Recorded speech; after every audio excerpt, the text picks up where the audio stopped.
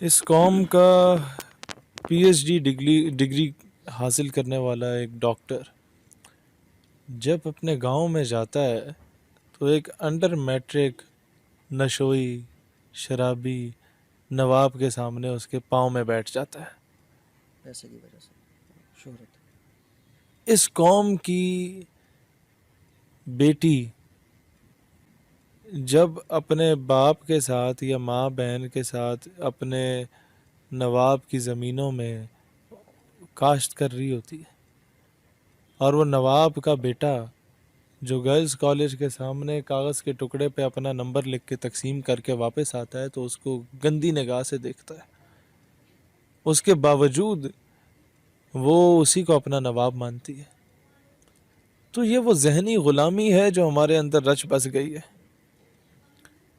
یہ قوم، اس کے پاس کوئی ایسا لیڈر نہیں ہے درد دل رکھنے والا کہ یہ قوم مجبور ہو گئی ہے کہ وہ جو نہ مردوں میں آتا ہے نہ عورتوں میں آتا ہے، لیکن کیونکہ وہ ایک سابق وزیر اعظم کا نواسا اور ایک سابق سابقہ وزیر اعظم کا بیٹا ہے تو اس کے علاوہ اور کوئی آپ کے پاس آپشن نہیں ہے. یہ قوم ذہنی غلامی کا شکار ہے. اس قوم کے پاس ایک محنتی قمر زمان کائرہ، ایک محنتی خورشید شاہ اور ایک محنتی بابا قائم علی شاہ اور ایک محنتی اعتزاز احسن جو ہے وہ کسی حیثیت اوقات کا حامل نہیں ہے. اس قوم کے پاس پیچھے بچ گیا ہے تو وہ شیخ رشید کا وہ پیار بچ گیا ہے جو بلاول کی صورت میں ادھر ہے. اس قوم کے پاس پرویز رشید، خواجہ سعد رفیق، احسن اقبال جیسا ٹیلنٹڈ آدمی، ان سب کو نظر انداز کر کے یہ قوم جو ہے وہ میاں صاحب کی صاحبزادگان جو گولو مولو ہیں ان کی زندہ مرد آباد کے نعرے لگائیں گے اور زندہ باد کے نعرے لگائیں گے.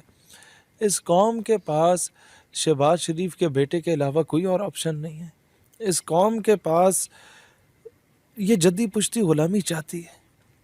یہ قوم، میں اپنے علاقے میں جب جاتا ہوں تو میں اپنے علاقے کے لوگوں کو کہتا ہوں کہ یار اپنی کسی بڑے بندے کی شادی پہ جاؤ، وہاں جو وی آئی پی کا ٹیبل پڑا ہوتا ہے وہاں پر آپ کو پیپلز پارٹی، نون لیگ، پی ٹی آئی کے ایم این اے اور اس کے کینڈیڈیٹس ایک ٹیبل پہ بیٹھ کے کھانا کھاتے ہوئے نظر آئیں گے. ایسے ہی ان کے پیچھے ایک دوسرے کے گھر کا رستہ کیوں بند کر رہے ہو؟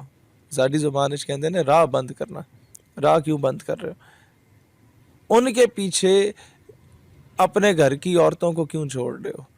ان کے پیچھے رشتہ داریاں کیوں ختم کر رہے ہو؟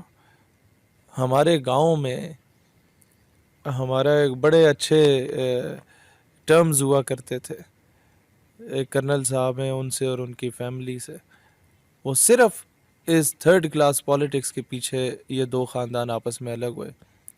اور میں اب بھی کلپتا رہتا ہوں کہ کاش وہ وقت آئے کہ ہمارا پنڈ دوبارہ اکٹھا ہو جائے اور ہمارے پنڈ کے لوگ ایک دوسرے کے راہ نہ بند کریں، کیونکہ جس کے پیچھے یہ راہ بند کر رہے ہیں وہ تو ایک ٹیبل پہ بیٹھے ہوئے یار. تو we shouldn't act like this. As far as these sort of goons are concerned، یہ پولیٹیکل پارٹیز کے جو لیڈرشپ ہے، میں ایک بات کہنا چاہتا ہوں، یہ قوم خود غلامی کی زنجیر، وہ ایک ہاتھی تھا نا، جب وہ چھوٹا تھا تو اسے رسی سے باندھ دیا گیا تھا تو وہ پاؤں کھینچتا تھا تو وہ چھوڑ نہیں سکتے تھے کیونکہ رسی سخت ہوتی تھی. جب وہ بڑا ہاتھی بن گیا تو اس نے تو ذرا سا پاؤں یوں کرنا تھا تو رسی نے ٹوٹ جانا تھا، لیکن اس نے کبھی یوں نہیں کیا کیونکہ وہ سمجھا کہ شاید میں ہمیشہ سے اس زنجیر سے یا اس رسی سے بندھا رہوں گا.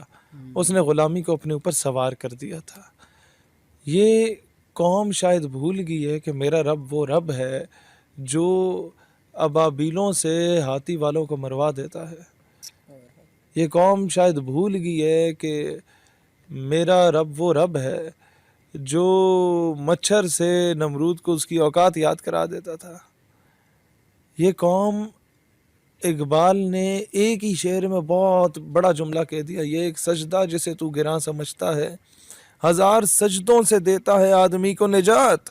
اگر تو رب کے آگے سجدہ ریز ہونا سیکھ جائے نا، تو پٹواری کے آگے نہیں جھکے گا، تو ایم این اے کے آگے نہیں جھکے گا، تو ایم پی اے کے آگے وزیر مشیر ان لچے لفنگوں کے سامنے نہیں جھکے گا جو جعلی ڈگریاں لے کے بیٹھے ہوئے ہیں.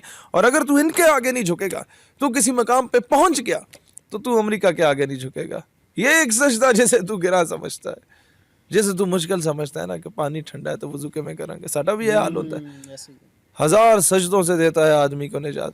تو جھکنا تو سیکھنا.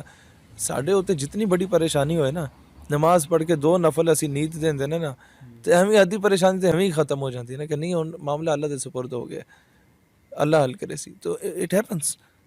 اسی طریقے سے یہ جدی پشتی غلامی جو ان MNAs, MPAs, نوابوں, وڈیروں, مشیروں, یہ جو ان کے جن کے باپ دادا انگریزوں کے بوٹ پالش کرتے تھے, ان کے کتے نہلاتے تھے, اب یہ قوم ان کتے نہلانے والوں کے کتے نہلا رہی ہے. اتنا اپنا معیار گرا دیا اس قوم نے.